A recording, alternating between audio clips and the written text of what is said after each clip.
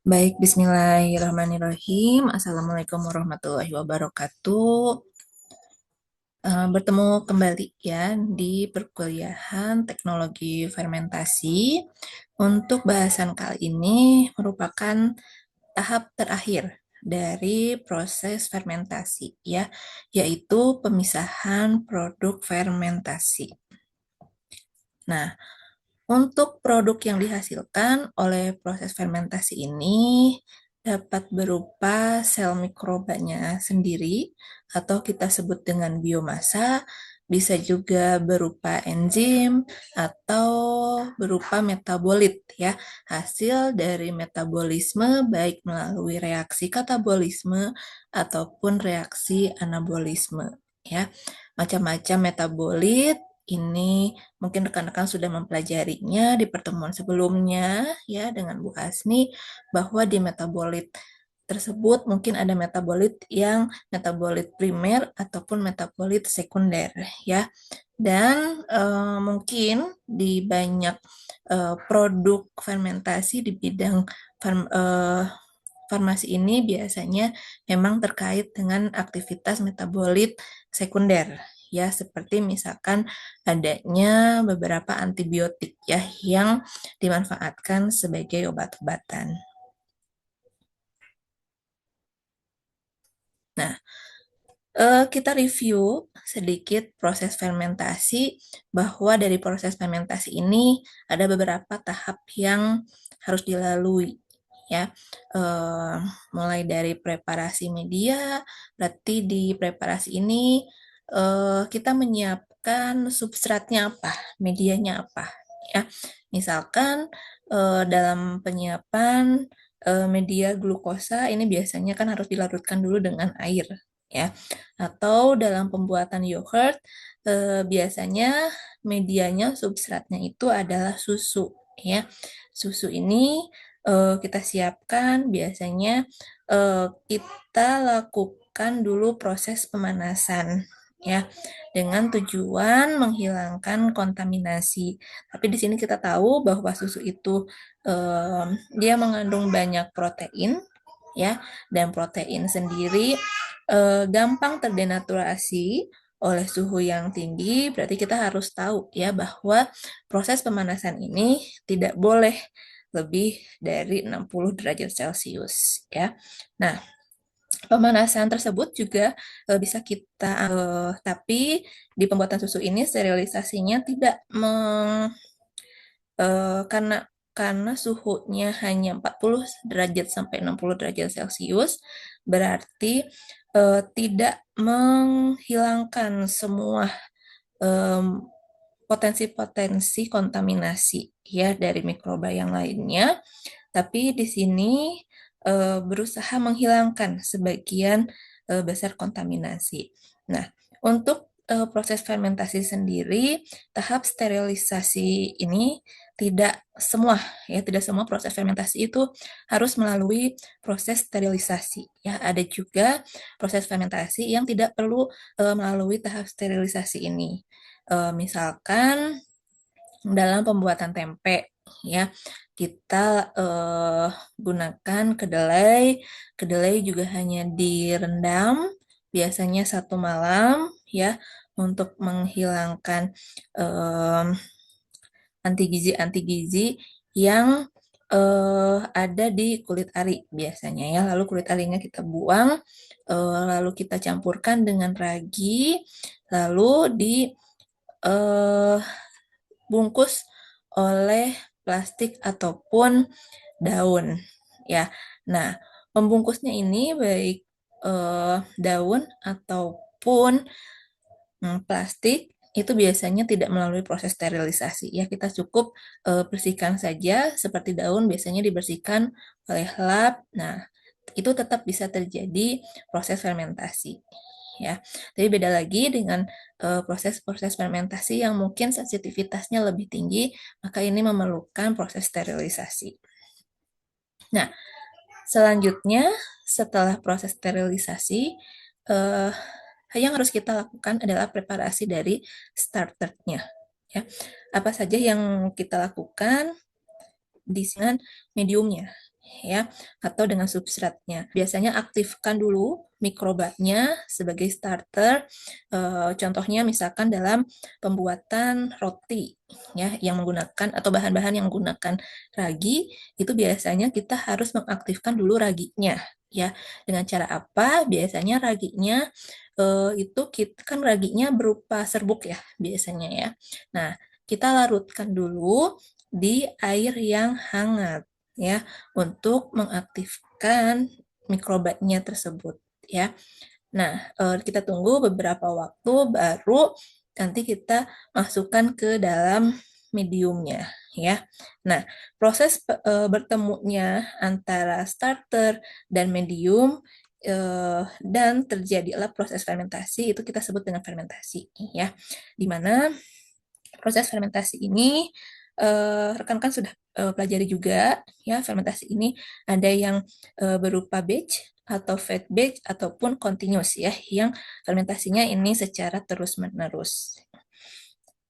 Nah, setelah proses fermentasi dihasilkanlah produk dari fermentasi ini yang tadi sudah kita singgung bahwa produknya bisa berupa biomasa ataupun misalkan berupa enzim atau berupa hasil-hasil metabolit, hasil-hasil metabolisme berupa metabolitnya ya.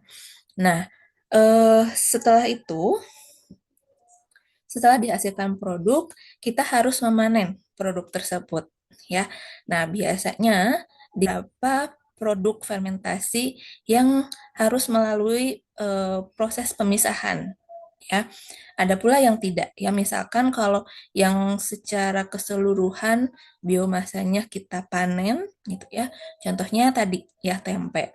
Tempe kedelainya lalu yang sudah ditumbuhi oleh hifa-hifa dari ragi tersebut ya. Kedelai yang bersatu dengan hifa menjadi tempe itu kita panen semua ya kita manfaatkan hasil produknya.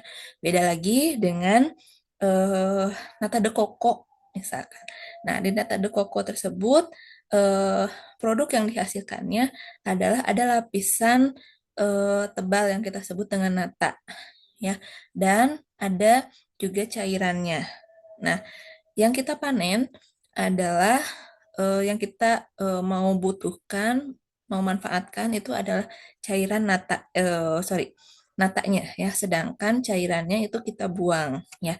Nah, berarti di situ kita harus melalui proses pemisahan ya. Ada pula yang hasil produknya ini berupa cairan ya dan terlarut di dalam media cair. Nah, itu akan lebih susah lagi, akan lebih banyak tantangannya gitu ya dalam proses pemisahannya.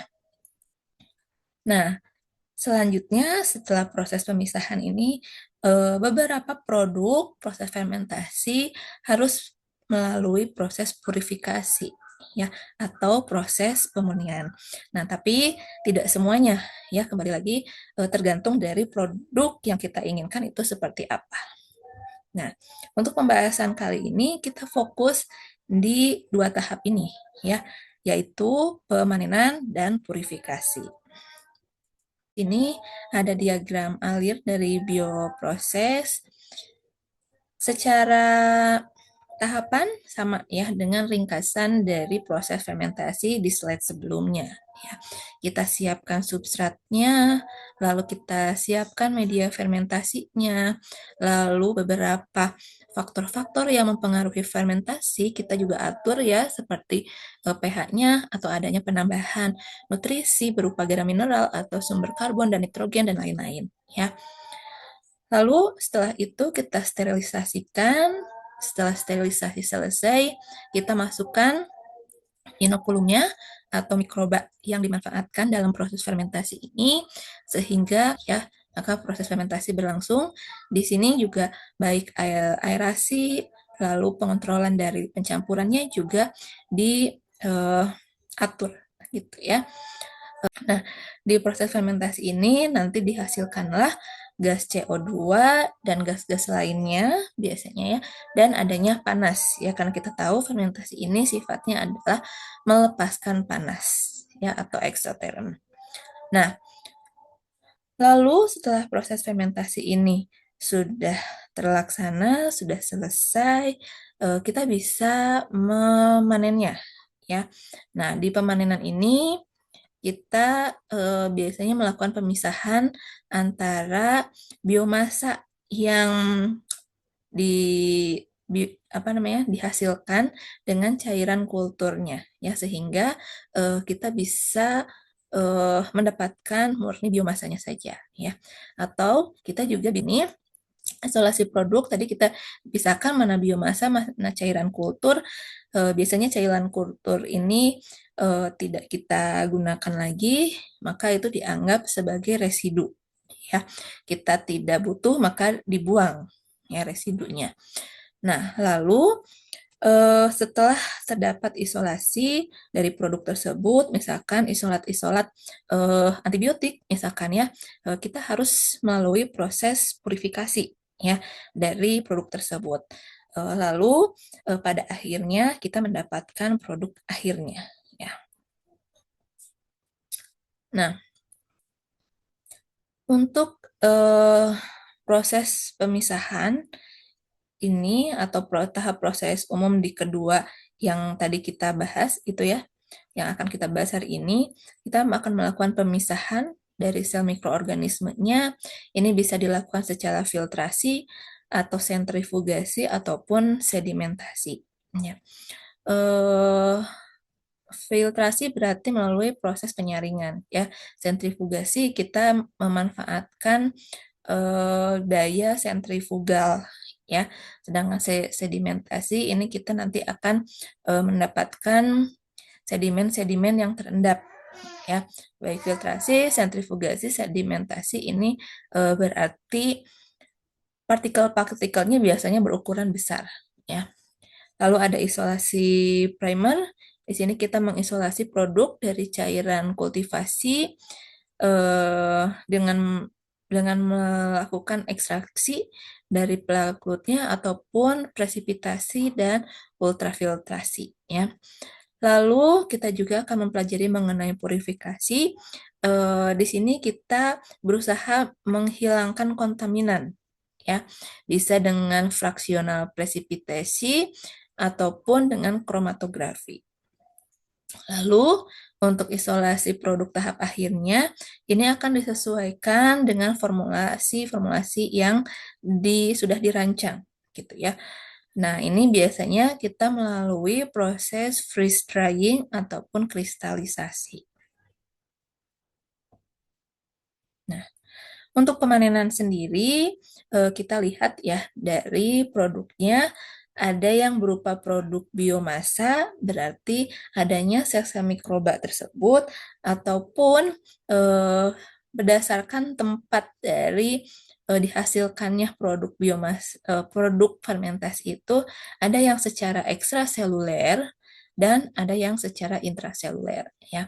Untuk yang ekstraseluler ini produk fermentasinya terlepas ya, terlepas dari selnya ke medianya ya, sehingga nanti bisa kita pisahkan ya dengan mudah gitu. Sedangkan untuk yang intraseluler ini produk fermentasinya biasanya tetap berada di dalam sel mikroba tersebut ya, sehingga dalam pemanenannya dan pemisahannya ini kita harus melakukan proses pelisisan dari mikrobanya, dari sel-sel mikrobanya kita harus melalui proses pemecahan selnya atau kita sebut dengan lisis ya. Nah, untuk di gambar yang ada di slide ini adalah tempe ya. Tempe sendiri ini merupakan salah satu contoh ya dari fermentasi pada pangan gitu ya, yang produknya ini berupa biomasa ya, di mana kita tahu ya kedelai yang sudah ditambahkan ragi itu akan terbentuk hifa-hifa yang putih-putih ini ya, hifa dan miselium yang akan terbentuk tempe gitu ya. Kalau secara mikroskopis kita lihat ini hifa ya, yang seperti serat-serat benang-benang itu, lalu ada sporanium, columella-nya, dan sporangiofor ya atau tangkai sporanya. Nah, karena produk tempe sendiri ini kita eh, tidak melakukan pemisahan secara langsung, kita ambil semuanya, berarti semuanya ini kita bisa anggap sebagai biomasa. Ya, nah beda lagi dengan yang ekstraseluler tadi sudah dijelaskan bahwa proses fermentasinya ini akan terlepas dari sel-sel mikrobanya ke medium. Ya, contohnya adalah adanya nata de coco. Nah, ini proses pembentukan dari nata de coco. Di nata de coco ini kita menggunakan eh, mikrobanya adalah Acetobacter psilinum ya. Biasanya nanti starternya nanti akan dilarutkan ke air kelapa lalu ditambahkan juga dengan glukosa ya. Nanti Acetobacter psilinum ini akan melalui proses metabolisme ya, di mana dari hasil metabolisme tersebut nanti akan mengeluarkan hasil metabolitnya berupa selulosa ya yang dikeluarkan dari sel ke media ya. Nah, mungkin rekan-rekan bisa lihat di sini di botol-botol ini eh, pada akhir proses fermentasinya itu biasanya nanti akan terdapat dua fasa ya. Ada fasa cair ya dari medianya. Tadi adalah medianya, substratnya itu adalah air kelapa dan gula. Lalu di bagian yang kita sebut dengan nata ya. Bagaimana nata ini terbentuk? Nah, ini hasil proses metabolisme dari Acetobacter psilinumnya ya. Sel dari mikrobanya, dari Acetobacter psilinumnya, nanti mikroba tersebut melakukan metabolisme dan menghasilkan mengeluarkan protofibril ya atau benang-benang yang halus sekali ya. Nanti protofibril ini akan keluar dari selnya ya, keluar ke media, lalu dari protofibril ini nanti akan saling bergabung ya satu sama lain membentuk mikrofibril ya. Dari mikrofibril ini nanti lama-kelamaan semakin menumpuk akan terbentuklah selulosa yang kita kenal sebagai nata ya. Nah, eh, benang-benang halus ini mereka akan padat menjadi nata itu karena adanya ikatan hidrogen ya yang sangat kuat sehingga terbentuklah nata yang kita kenal ya. Nanti nata ini kita pisah, dia nata ini yang kita konsumsi ya. Sedangkan cairan kultur yang dihasilkan ini tidak akan kita gunakan ya, sehingga cairan ini kita anggap sebagai residu dan nanti akan dibuang atau kita ambil sedikit sebagai starter untuk proses fermentasi selanjutnya.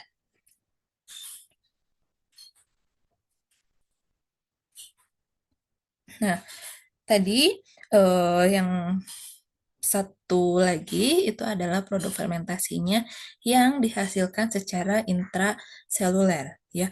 Kalau intra berarti di dalam ya, di dalam sel. Apa saja yang biasanya dihasilkan? Contohnya adalah enzim. Ya, enzim banyak yang dihasilkan secara intraseluler, tapi tidak semua enzim melalui proses intraseluler ya. Ada juga enzim yang dihasilkan melalui proses ekstraseluler. Kita bahas dulu enzim yang dihasilkan secara ekstraseluler ya. Nah, mungkin kalian tidak asing dengan istilah ekoenzim ya. Nah, ekoenzim sendiri ini merupakan salah satu produk fermentasi yang memanfaatkan limbah-limbah dari buah ya. Biasanya buah ini nanti dipotong-potong, kita masukkan ke dalam wadah fermentor, ditambahkan glukosa. Kalau di gambar ini glukosanya berupa brown sugar ya. Lalu ditambahkan juga air. Di sini perbandingannya 3 berbanding glukosanya 1 dan airnya 10 ya. Kita fermentasikan di dalam fermentor beberapa waktu di mana nanti sel-sel mikroba yang akan mengeluarkan enzim-enzimnya ya kepada medianya, sehingga nanti terbentuklah ekoenzim ini. Nah, ekoenzim sendiri ini banyak dimanfaatkan ya. Em, Dimanfaatkannya sebagai apa saja banyak ya manfaatnya. eh, Biasa untuk misalkan sebagai nutrisi untuk tumbuhan misalkan ya, ataupun sekarang banyak digunakan juga misalkan dalam eh, desinfektan dari lantai misalkan ya, ataupun dalam produk-produk misalkan penghilang ketombe ya, jadi keramas itu menggunakan ekoenzim ini dan sebagainya ya. Nah, berbeda lagi dengan enzim yang dihasilkan secara intraseluler ya, di mana jika produk fermentasi ini eh, dihasilkan, berarti produknya ada di dalam sel ya. Sehingga kita harus melalui proses pemecahan sel terlebih dahulu ya. Nah, proses pemecahan selnya bisa melalui berbagai cara ya, tapi yang umum itu biasanya melalui proses ekstraksi. Nanti biasa menggunakan air dan pelarut-pelarut lainnya ya untuk membantu melepaskan enzim. Eh, Kalau misalkan medianya ini berupa media padat, ya biasanya kita harus menggunakan bantuan dari surfaktan ya untuk membantu melepaskan enzim dari media padat tersebut ya. Lalu nanti terbentuk cairan ekstrak ya, nanti dipisahkan dari campurannya melalui proses filtrasi ataupun melalui proses sentrifugasi ya. Selanjutnya nanti enzim-enzimnya ini akan diisolasi atau dimurnikan dengan cara membran mikrofiltrasi biasanya ya. Nah, nanti produk yang diperoleh ini biasanya merupakan cairan enzim yang kasar dan pekat ya. Nah, untuk beberapa kebutuhan produk ini sudah bisa digunakan ya sebagai enzim yang komersial, tapi beberapa proses itu ada proses lanjutannya lagi ya, tergantung kita produknya mau seperti apa, apakah cairannya mau cairan enzim ataupun bisa berupa bubuk ya, seperti di sini contohnya ini ada enzim amilase maltogenik yang berupa serbuk ya. Jadi tadi kalau misalkan mau berupa serbuk dari cairan enzim yang sudah dihasilkan, ini bisa dilakukan proses pengeringan semprot ya, atau kita kenal dengan spray drying ya, sehingga bisa terbentuklah serbuk-serbuk seperti ini.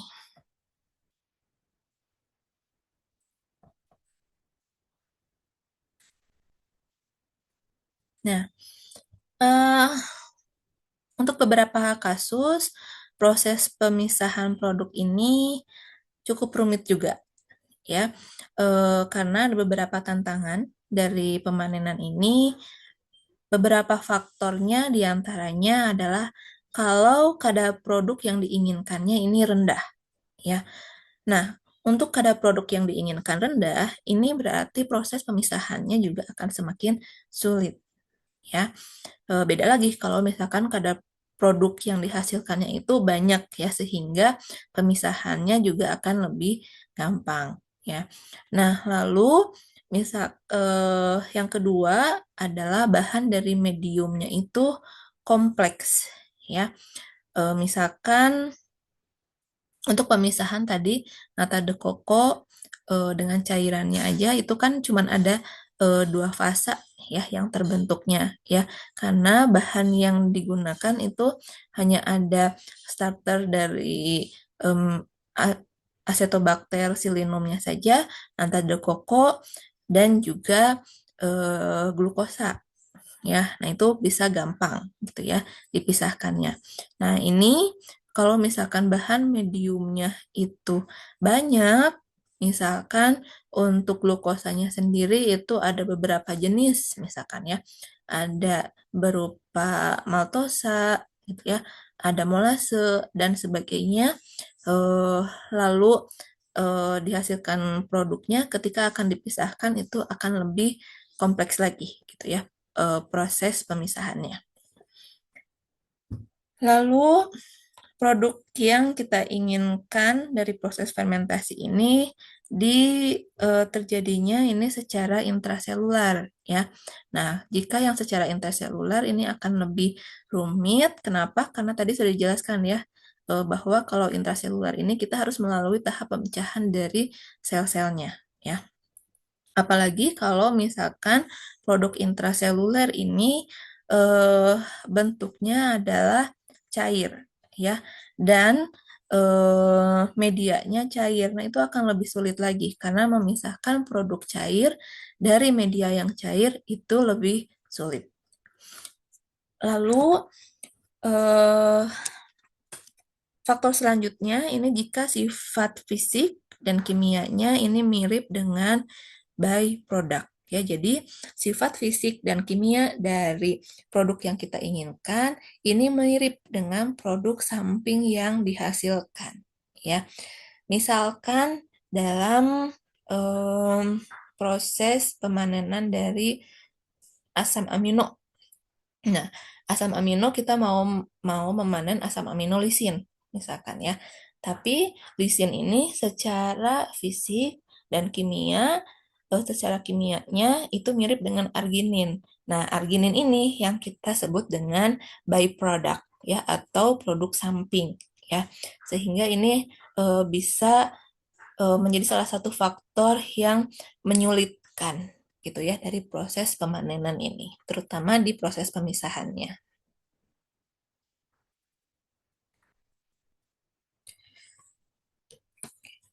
Nah, untuk proses pemisahannya ini bisa dilakukan beberapa tahap ya.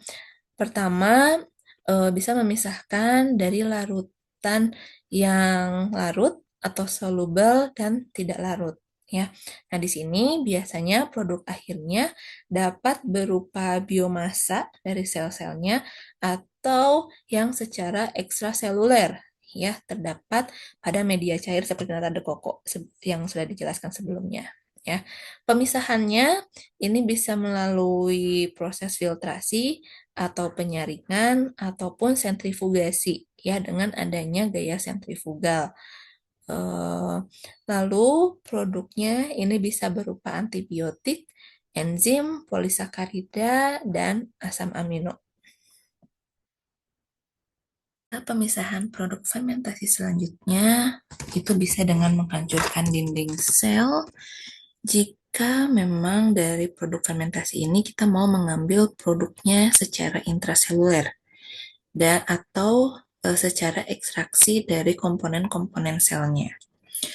Nah, berarti sel-sel dari mikroba ini harus dipecahkan terlebih dahulu ya untuk dapat melepaskan produk intraselulernya seperti misalkan lipid, antibiotik, ataupun protein. Nah, untuk metodenya ini bisa dilakukan secara mekanis ataupun secara kimiawi. Untuk yang mekanis, kita bisa melakukan misalkan dengan cara grinding atau digiling, ataupun misalkan dengan homogenisasi, atau bisa dengan cara ultrasonikasi, ya di mana pemecahan dinding selnya ini melalui gelombang ultrasonik. Nah, untuk yang kimiawi, ini kita bisa melakukan dengan penambahan deterjen atau larutan alkalis ataupun penambahan dari enzim-enzim yang bisa memecah dari eh, dinding sel tersebut. Tahapan selanjutnya kita bisa menghilangkan soluber atau cairan yang terlarut dari fasa cairnya. Misalkan kita bisa memisahkan produk fermentasi yang larut di dalam larutan ya.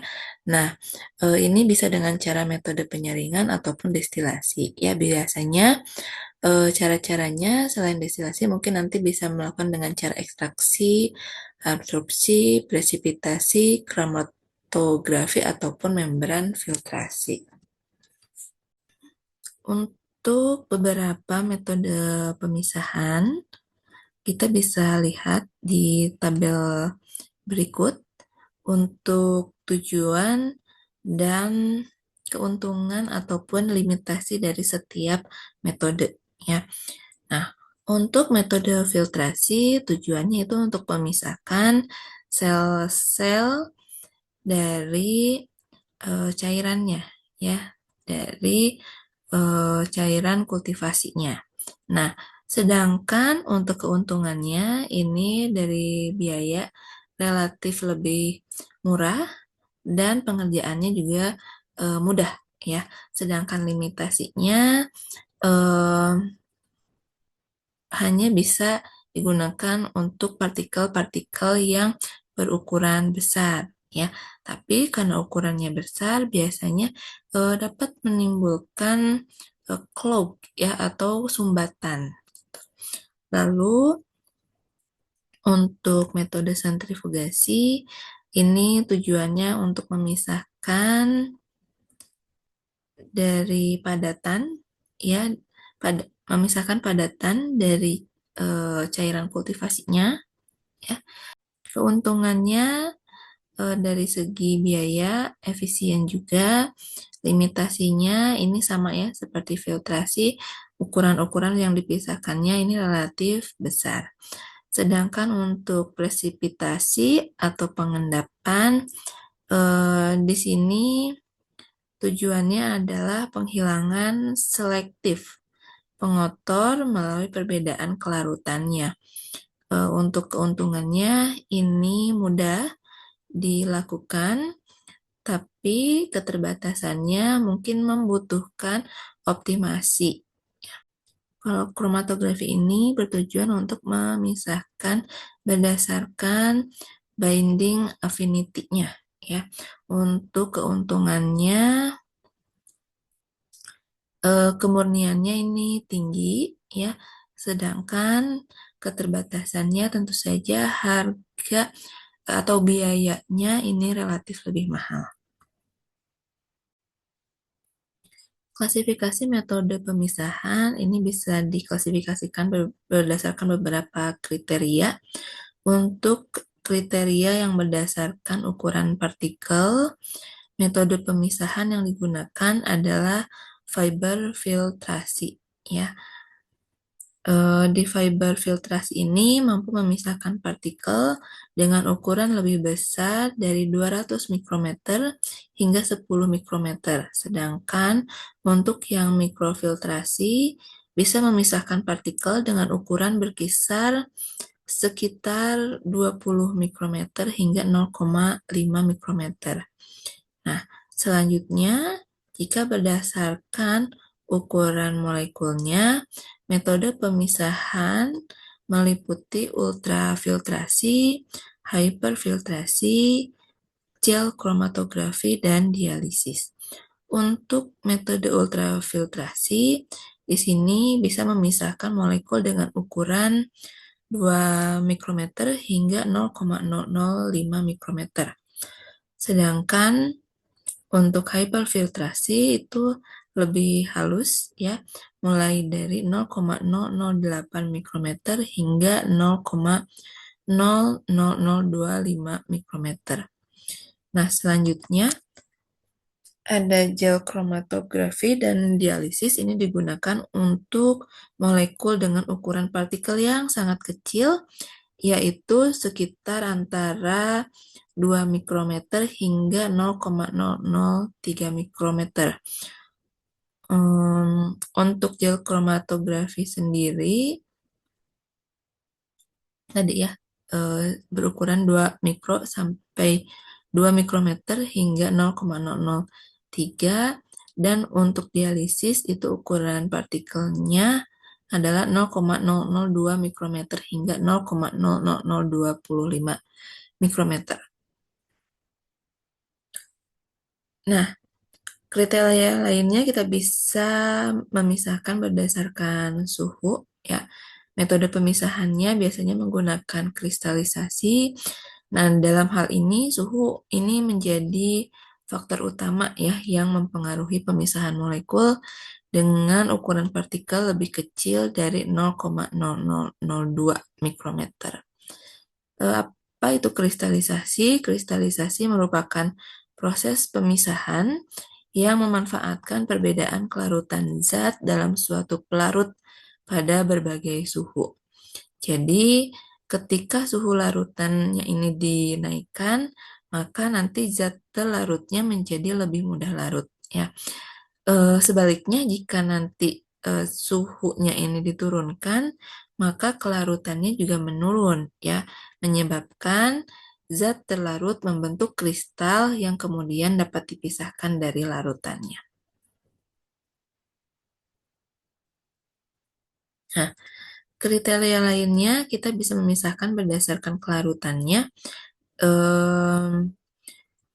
Kelarutan ini berarti pemisahannya berdasarkan kelarutan menggunakan metode seperti adsorpsi dan ekstraksi.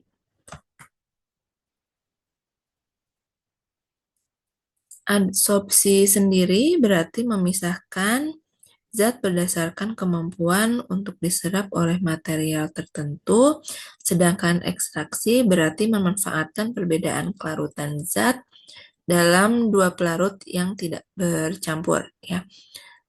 Ukurannya, ukuran partikelnya itu kurang dari 0,002 mikrometer. Untuk pemisahan berdasarkan muatan listrik, berarti pemisahannya ini berdasarkan muatan listrik menggunakan beberapa metode seperti elektroforesis, ya. Di elektroforesis sendiri ini memisahkan partikel bermuatan dengan menggunakan medan listrik, ya. Jadi nanti ada perpindahan dari positif ke negatif, ya. Seperti rekan-rekan pasti pernah pernah melakukan juga ya di praktikum bioteknologi menggunakan L4 itu kan perpindahannya dengan adanya perbedaan muatan medan listrik, ya. Nah, ukuran partikelnya ini sekitar 2 hingga 0,02 mikrometer. Lalu ada elektrodialisis. Di elektrodialisis ini memisahkan ion berdasarkan muatan listriknya dengan adanya membran semipermeabel. Nah, untuk pertukaran ion sendiri, ini memisahkan ion dengan menggunakan resin, di mana pertukaran ionnya terjadi dalam berbagai ukuran partikel, ya, dari mulai 0,02 hingga 0,00025 mikrometer. Oke, pemisahan berdasarkan bobot jenisnya atau densitas ini terjadi berdasarkan bobot jenisnya, ya. Bisa dilakukan secara sedimentasi, di mana sedimentasi ini merupakan pemisahan partikel dengan densitasnya yang cukup besar, ya. Biasanya di atas 1000.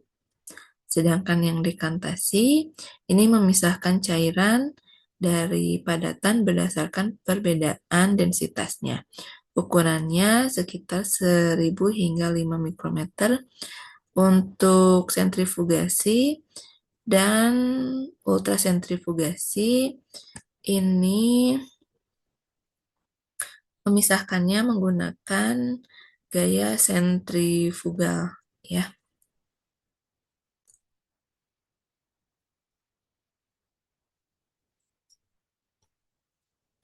Nah, kita bahas satu-satu dari mulai filtrasi. Filtrasi merupakan pemisahan partikel tersuspensi dari cairan ataupun gas, biasanya menggunakan medium filter berpori yang menahan partikel ya, atau kita sebut dengan retentat. Tetapi pada filter ini kita bisa melewatkan cairannya ataupun gas yang kita sebut dengan filtrat ya. Nah, misalkan ini adalah filternya. Untuk retentat ini akan tertahan ya di bagian sini, sedangkan untuk filtrat-filtratnya bisa lolos. Ya. Nah, oke, selanjutnya ada sentrifugasi. Sentrifugasi ini sebenarnya adalah metode lain ya yang ditawarkan selain dengan filtrasi ya. Nah, kenapa sentrifugasi ini bisa mengganti metode filtrasi? Nah, karena beberapa pertimbangan, ya misalkan jika dengan filtrasi itu tidak bisa dilakukan karena adanya perbedaan densitas sel atau produknya ini kecil, ya. Lalu filtrasi itu lebih mahal, ya. Sedangkan sentrifugasi itu lebih murah. Lalu pertimbangan lainnya biasanya sel-sel atau bahan tersuspensi lain ini harus bebas dari filter aid yang tadi ya yang ada di filtrasi. Lalu diperlukan pemisahan dengan standar higien yang tinggi ya, maka bisa digunakan sentrifugasi ini. Nah, untuk prinsip kerja alatnya ini dengan memanfaatkan sedimentasi ya.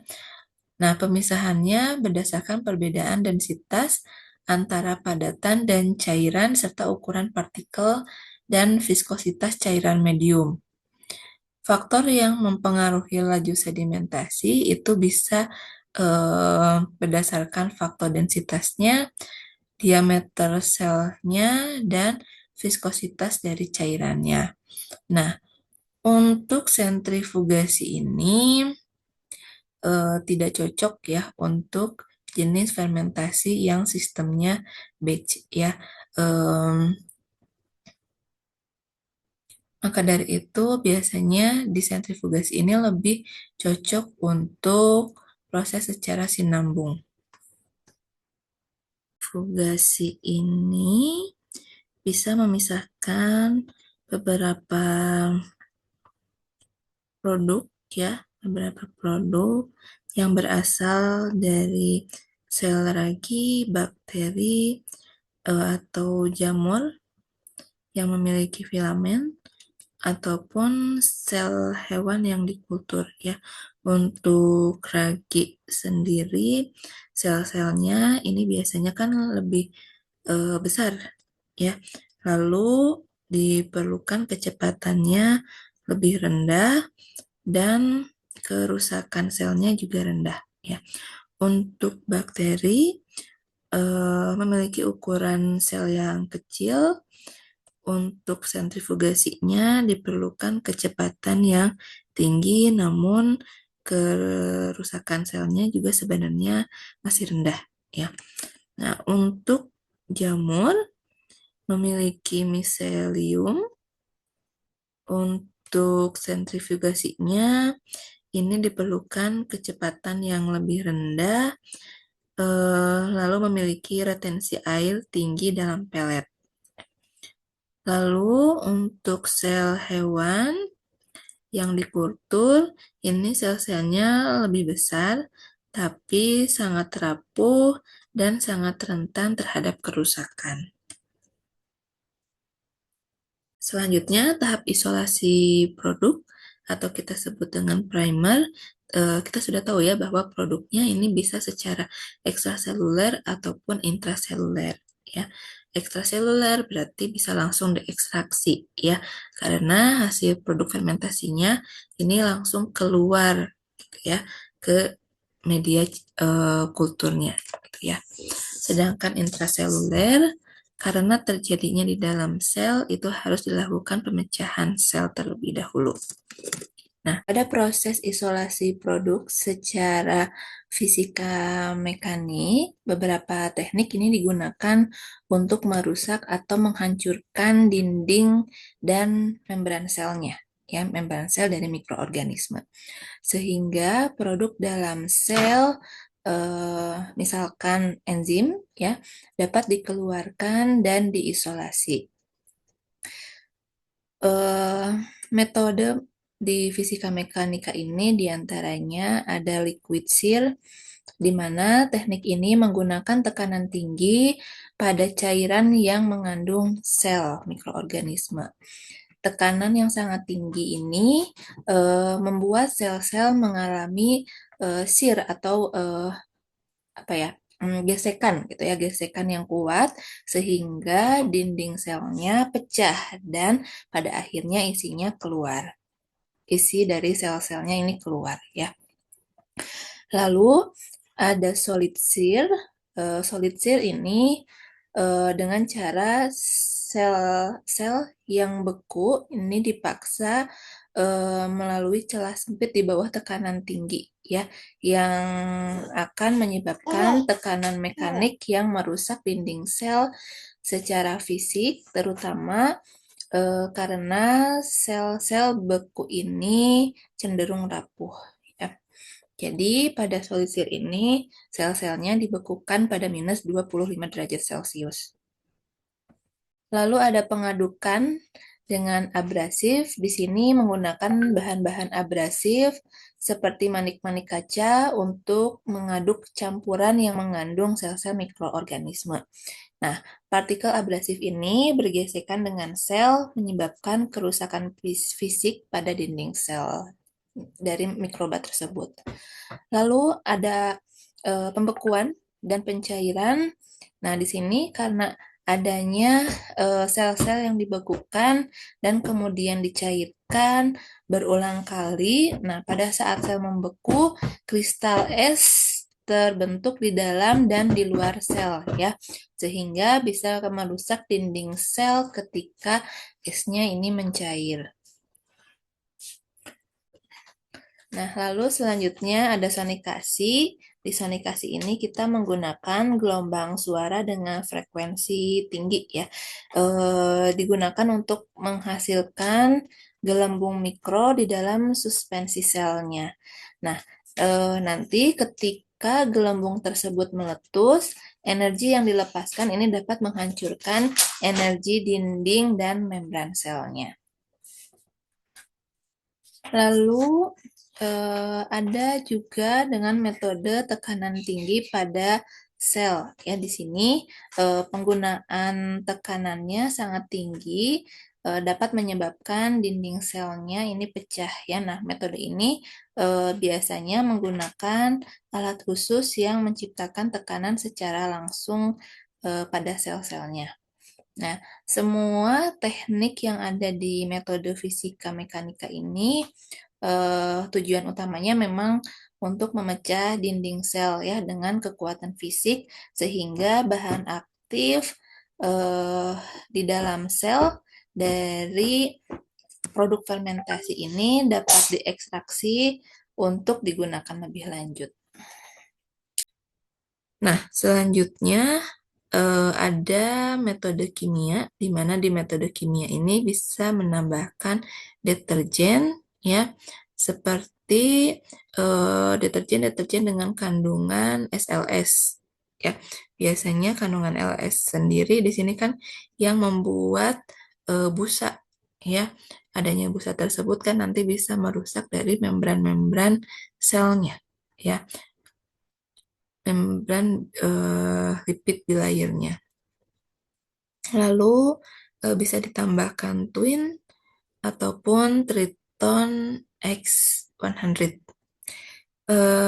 Selanjutnya di metode kimia ini kita bisa menggunakan kejutan osmotik ya. Jadi di kejutan osmotik ini ada perubahan mendadak ya dari konsentrasi garam sehingga bisa terjadi adanya plasmolisis dari sel-sel mikrobanya. Lalu bisa ada penambahan perlakuan dengan larutan-larutan alkali, ya. Selain itu, bisa juga di metode kimia ini kita bisa menambahkan enzim-enzim seperti enzim lisozim yang kita tahu enzim lisozim ini berguna untuk eh, melisiskan dinding selnya. Tapi untuk penambahan enzim ini biayanya tentu saja relatif lebih mahal ya, dan di tahap purifikasinya akan lebih kompleks.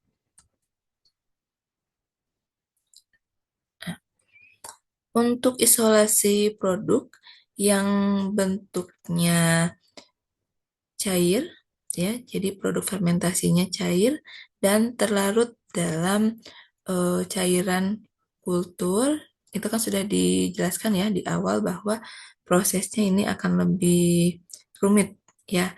Nah, di sini pemisahannya itu kita bisa menentukan jenis pelarutnya dengan adanya nilai koefisien partisi ataupun distribusi, ya.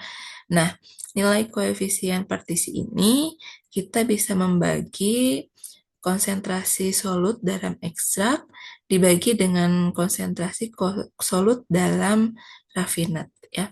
Jika nilai koefisien yang didapatkan itu lebih dari 0,5, berarti pemisahannya ini lebih mudah, ya, sehingga proses ekstraksinya bisa dilakukan dalam satu tahap. Namun, jika nilai koefisiennya ini kurang dari 0,1, maka ekstraksinya ini dilakukan secara bertahap. Nah, selanjutnya ada destilasi. Untuk destilasi ini dilakukan untuk pengambilan cairan atau pelarut, ya. Misalkan produk-produk yang dihasilkan dari kultivasi etanol, aseton, butanol, ya. Nah, biasanya di sini tahapan-tahapannya bisa melalui proses evaporasi dulu, berarti dipisahkan pelarut dari cairan kultivasinya, lalu adanya pemisahan pemisahan uap cairan untuk memisahkan pelarut yang lebih volatil dan kurang volatil, dan selanjutnya dilakukan kondensasi uap untuk mendapatkan pelarut kembali. Nah, kita lihat ya, ini merupakan contoh proyek, ya, eh, fermentasi dari etanol, sama ya dari STFI, namun mata kuliah yang berbeda.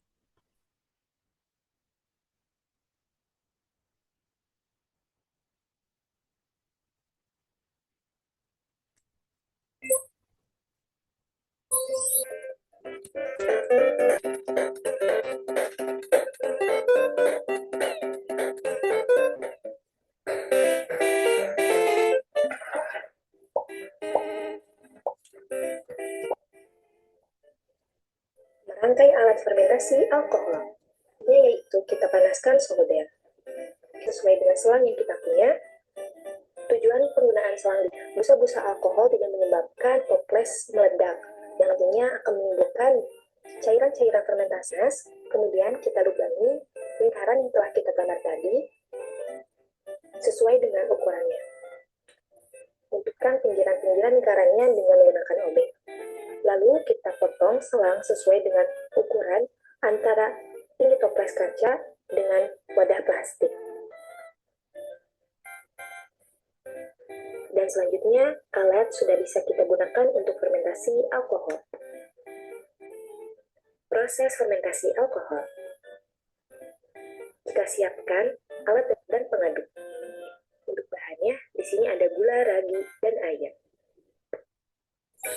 Proses fermentasi alkohol. Kita siapkan gula, kemudian ragi. Lalu kita tuangkan gula ke dalam toples kaca.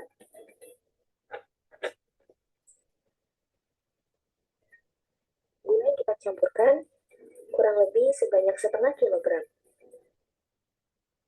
Lalu setelah itu, kita siapkan air yang sebelumnya telah tidak terlalu panas atau menjadi hangat. Lalu kita tuangkan air tersebut ke dalam toples berisi gula.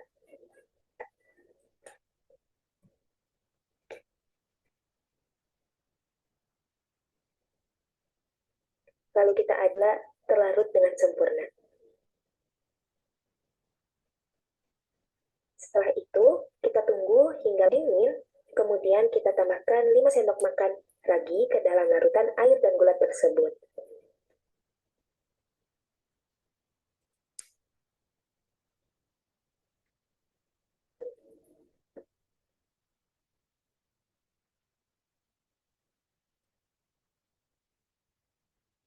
Setelah air, selanjutnya kita siapkan alat fermentasi yang telah kita buat sebelumnya.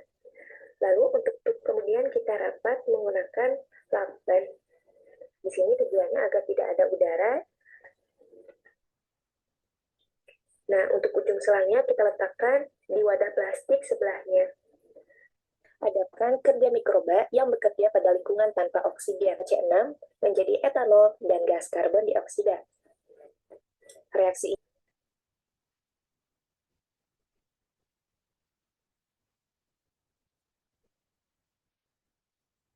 setelah 3 hari, fermentasi alkohol dapat kita lakukan tahap selanjutnya, yaitu proses destilasi. Kita siapkan alat dan bahan. Di sini yang pertama, hasil fermentasi. Vaselin, gelas ukur, corong gelas, air menyer, batu bibi, dan alat destilasi. Selanjutnya, tuangkan hasil fermentasi.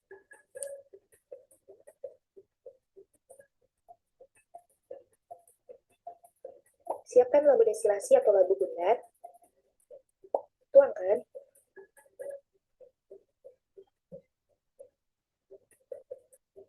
Letakkan labu di atas pemanas.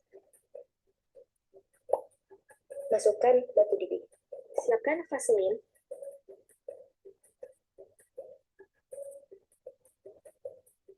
Kondensor diberi vaselin. Hubungkan kondensor dengan adaptor. Pasangkan. Oleskan vaselin pada labu bulat. Lalu kita sambungkan. Kita atur suhu sesuai literatur.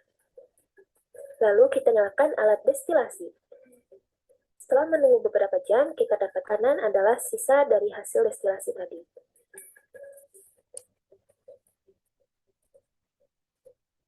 Selanjutnya, uji nyala. Langkah pertama, kita siapkan alat dan bahan yang kita perlukan. Di sini ada hasil destilat, kemudian ada cawan, dan kertas permen. Yang pertama yaitu kita tuangkan sedikit hasil destilasi ke dalam cawan.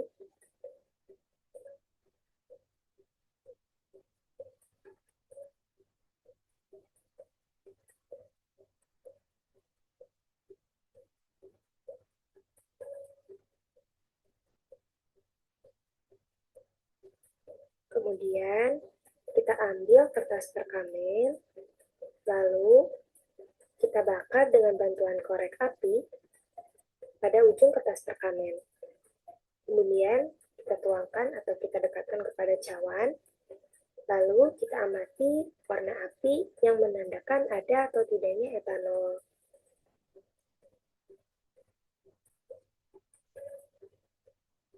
Uji indeks bias. Kita siapkan alat uji indeks bias, yaitu refraktometer.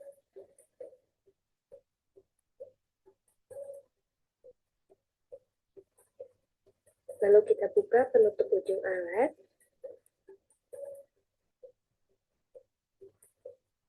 Kemudian kita teteskan beberapa destilat di atasnya. Pada kolom yang berwarna biru.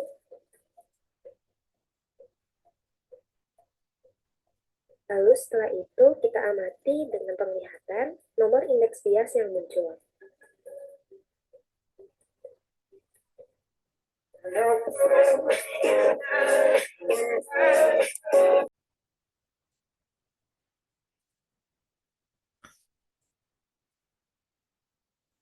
Baik, tadi merupakan video yang memperlihatkan proses fermentasi dari etanol ya, beserta pemisahan hingga beberapa uji yang dilakukan ya.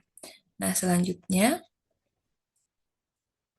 ada tahapan purifikasi ya. Jadi purifikasi ini berarti bertujuan untuk memurnikan ya, memurnikan hasil fermentasinya. Tapi tidak semua fermentasi ini dilakukan purifikasi ya. Seperti contohnya di awal ya, tempe tidak dipurifikasi ya, karena semuanya biomasanya kita manfaatkan ya. Sedangkan enzim, antibiotik, asam amino itu perlu dilakukan purifikasi. Nah, purifikasi sendiri ini banyak ya dilakukan untuk produk-produk yang berkaitan dengan farmasetikal ya, terutama untuk tentu saja untuk memproduksi obat-obatan ya. Nah, untuk purifikasi ini bisa dilakukan metodenya dengan ultrafiltrasi, kromatografi, freeze dryer, atau pengeringan beku. Untuk metode purifikasi ada beberapa metode ya, diantaranya kromatografi. Untuk kromatografi ini bertujuan untuk mengisolasi dan memurnikan metabolit dengan konsentrasi yang rendah. Nah, di kromatografi sendiri ini ada beberapa jenis kromatografi, diantaranya ada kromatografi adsorpsi. Di metode kromatografi adsorpsi memanfaatkan absorpsi atau penyerapan senyawa oleh fase padat atau kita sebut dengan absorban ya. Nah, pemisahannya ini terjadi karena setiap senyawa akan diabsorpsi dengan kekuatan yang berbeda-beda. Senyawa yang paling kuat nanti akan dielusikan paling akhir ya. Nah, biasanya di sini kromatografi absorpsi ini biasanya digunakan untuk memurnikan produk-produk antibiotik streptomycin ya. Nah, untuk absorbannya sendiri ini bisa menggunakan karbon aktif, mangan oksida, alium oksida, ataupun alium hidroksida. Nah, lalu ada kromatografi penukar ion, di mana di metode ini prinsipnya adalah prinsip pertukaran antara ion pada fase cair dan fase padat yang reversible atau dapat balik tanpa mengubah dari strukturnya. Ya, nah biasanya kromatografi penukaran ion ini bisa dimanfaatkan untuk purifikasi dari produk-produk antibiotik. Selanjutnya ada kromatografi filtrasi gel. Biasanya di kromatografi filtrasi gel ini memanfaatkan pemisahan berdasarkan atas ukuran dari molekulnya. Molekul kecil akan berdifusi ke dalam gel lebih cepat sehingga akan dielusi paling akhir. Ya, produk-produk produk fermentasi yang menggunakan purifikasi kromatografi filtrasi gel ini biasanya untuk membuat produk vaksin. Lalu ada kromatografi afinitas. Di sini pemisahannya berdasarkan struktur kimia atau fungsinya ya. Nah, berarti di sini memanfaatkan adanya interaksi spesifik antara pasangan molekul-molekul biologis, misalkan interaksi antar enzim dengan substratnya, atau interaksi enzim dengan inhibitor, ataupun interaksi dari antigen dan antibodi. Nah, Biasanya di sini produk fermentasi yang dihasilkan berupa enzim. Tahap akhir dari purifikasi yaitu kristalisasi. Ya, kristalisasi merupakan pembentukan kristal padat dari larutan yang lewat jenuh atau kita sebut dengan supersaturated.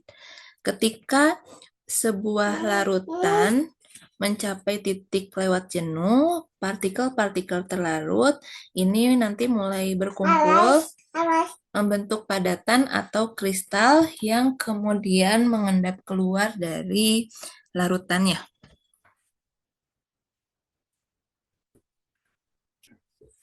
Contohnya, di sini dalam produksi asam sitrat, produksi asam amino seperti asam glutamat dan lisin, lalu produksi MSG atau monosodium glutamat ya. Pada akhir kristalisasi biasanya zat terlarut dalam larutan akan dikonsentrasikan dan seiring dengan berjalannya waktu atau misalkan ada juga dipengaruhi oleh kondisi, misalnya perubahan suhu. Nah, kristal ini akan padat dan akan terbentuk dan terpisah dari cairannya, ya dari cairan kultivasi. Nah, kristalisasi ini memang sering digunakan dalam berbagai industri kimia, terutama untuk pemurnian senyawa yang dihasilkan dalam bentuk padatan.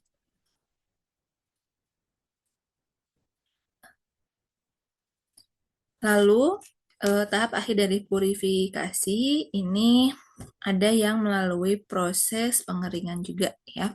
Nah, proses pengeringan ini bertujuan agar memudahkan penanganan dan pengangkutan ya. Beberapa faktor yang harus diperhatikan di tahap pengeringan ini yaitu sampelnya ini harus dijaga viabilitasnya, aktivitas, dan nilai gizi dari produknya. Lalu, sebelum dilakukan pengeringan, ini produknya dapat disentrifugasi atau difiltrasi terlebih dahulu.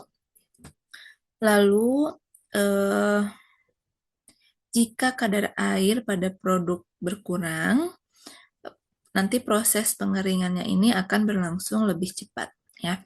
Nah, pengeringan ini bisa dilakukan dengan cara spray drying dengan cara pengeringan cairan menggunakan udara panas ya. Nanti cairannya akan dipompa melalui atomizer ya. Sehingga nanti akan dihasilkan tetesan halus ke dalam bejana pengering ya, sehingga dihasilkan produk berupa serbuk atau powder. Nah, ini contoh proses hilir dari ragi roti. Jadi yang kita kenal ragi di pasaran itu kan bentuknya serbuk seperti ini ya. Nah, buat kita bisa membuat produk fermentasinya dari cairan kultivasi Saccharomyces cerevisiae ini nanti akan disentrifugasi ya. Dengan adanya sentrifugasi nanti akan terbentuk pasta ragi dan filtrat, atau mungkin rekan-rekan tahunya ketika disentrifugasi biasanya ada dua fasa yang terbentuk, kita kenal dengan pelet dan surfaktan ya. Nah, di sini surfaktannya adalah filtrat, sedangkan peletnya adalah ragi. Ini akan melalui proses pengeringan dengan rotary vacuum filter ya. Jadi di sini pengeringannya alatnya memang akan berputar ya, dan tervakum filter-filternya, air-airnya, sehingga yang didapatkan adalah tepung ragi roti ya yang berbentuk serbuk. Nah, proses purifikasi atau proses hilir dari produk-produk yang berkaitan dengan farmasi itu adanya memanfaatkan mikroorganismenya adalah penicillium ya. Jadi dari cair medium dengan mikroorganismenya yaitu penicillium nanti akan divakum menggunakan rotary vacuum filter, nanti terbentuklah ekstraksi dan miselia dari mikroorganismenya atau biomasanya, ya. Miselia mikroorganismenya bisa kita singkirkan terlebih dahulu. Dari ekstraksi akan diekstraksi lagi dengan sentrifugal ekstraktor, ya. Berarti di sini sudah bisa kita simpulkan gitu ya, bahwa produknya ini biasanya intraseluler, ya, karena harus melalui proses ekstraksi. Lalu setelah diekstraksi, nanti kita evaporasi dan kristalisasi. Lalu di sini ada tahap pengekstraksian lagi, ya, dengan air ditambah buffer. Ya, berarti di sini sudah terlihat ya bahwa tahapnya ini lebih rumit gitu ya. Ada beberapa tahap yang diulangi. Lalu setelah diekstraksi dengan air dan juga penambahan buffer, nanti dikeringkan lagi dengan vacuum dryer dan terbentuklah penisilin, ya, yang sering dimanfaatkan dalam produk-produk kefarmasian. Nah, tahap lanjutan dari proses pengeringan biasanya ada juga tahap formulasi, ya. Nah, di tahap formulasi ini biasanya didasarkan pada kekurangan-kekurangan yang dirasa ada kurangnya gitu ya dari produk yang sudah jadi. Misalkan dari enzim protease alkalin dari Bacillus sp ini kan bentuknya biasanya serbuk, ya. Nah, tapi karena bentuknya serbuk ini ternyata seiring berjalannya waktu para pekerja ini mengalami alergi dan gangguan kulit, ya, sehingga dari eh, produk yang berupa serbuk ini dicoba diformulasikan kembali, dirubah bentuknya menjadi seperti kapsul, ya. Jadi ada enkapsulasi. Nah, tujuannya untuk enkapsulasi ini agar debunya ini tidak berterbangan, ya. Dan keuntungan lainnya, partikelnya jadi mudah larut dengan cepat, lalu tidak menghasilkan bau dan warna. Untuk daya simpannya ini ternyata lebih baik, ya. Jadi dapat melindungi terhadap komponen lain yang bisa mengkontaminasi, ya, seperti bleaching agent. Dan tentu saja dengan adanya enkapsulasi ini bisa meminimalisir kontak dengan pekerja, ya. Jadi sehingga meminimalisir terjadinya alergi dan gangguan kulit. Nah, proses enkapsulasi dari enzim protease ini eh, melalui beberapa tahap, ya. Pertama, kita buat dulu, ya, apa namanya, produk awal, ya, berupa enzim yang serbuk, ya. Pertama, cairan fermentasinya ini berupa kaldu, ya. Nanti difiltrasi, lalu dipresipitasi enzimnya. Setelah itu difiltrasi kembali, lalu dikeringkan, ya. Setelah proses pengeringan, dilanjutkan dengan disaring kembali dan terbentuklah serbuk atau powder dari enzim protease. Nah, selanjutnya untuk formulasi dari enkapsulasi ini, enzim-enzim eh, enzim-enzim protease yang sudah dibentuk berupa powder tadi selanjutnya akan dicampur bahan tambahan penstabil seperti ethoxylated fatty alcohol, lalu terbentuklah bola-bola atau granular-granular, ya. Dari bola-bola ini nanti akan dilapisi oleh minyak, biasanya berupa parafin. Selanjutnya berarti sudah terbentuk enkapsulasi tadi, ya. Jadi adanya enkapsulasi ini tidak tidak menimbulkan debu ya selama proses penanganannya. Jadi lebih aman untuk para pekerjanya. Oke, nah ini terakhir nih, slide terakhir. Di sini ada tahapan dari pembuatan wine atau anggur ya. Nah, di sini ada beberapa tahap yang mulai dari pemanenan dari anggurnya sendiri, lalu dipilih ya pemilihan anggur-anggurnya yang berkualitas baik ya, dipisahkan dari tangkai-tangkalnya. Berarti di sini adalah proses preparasi ya. Lalu eh, diekstrak ya cairan-cairan yang di anggur tersebut dengan cara apa ya dipejek-pejek gitu ya. Lalu difermentasi ya di sini substratnya ada sugar ya, ada juga ragi, lalu dibiarkan ya biasanya di tong gitu ya beberapa bulan ya sehingga terjadi proses fermentasi dan akhirnya nanti akan terbentuk wine ya. Nah, ini untuk latihan menghadapi UTS, silahkan rekan-rekan di-refresh kembali dari apa yang tadi sudah dijelaskan, kira-kira dari proses pembentukan wine ini produknya apa nih ya? Produknya apakah berupa biomasa kah atau prosesnya ini proses fermentasinya berasal dari ekstraseluler atau intraseluler ya. Silahkan dianalisis kembali. Lalu kira-kira menurut rekan-rekan semua ini fermentasinya dengan cara apa? Apakah batch atau fixed batch atau continuous ya. Lalu untuk pemanenannya di pemisahannya adakah pemisahan dan purifikasinya? Jika ada kira-kira apa ya pemisahannya apa dan purifikasinya, apakah hanya dengan filtrasi saja atau butuh metode seperti kromatografi? Silahkan rekan-rekan latihan ya yes. Baik, akhir kata mungkin saya ucapkan terima kasih telah menyimak materi ini. Semoga ilmunya bermanfaat.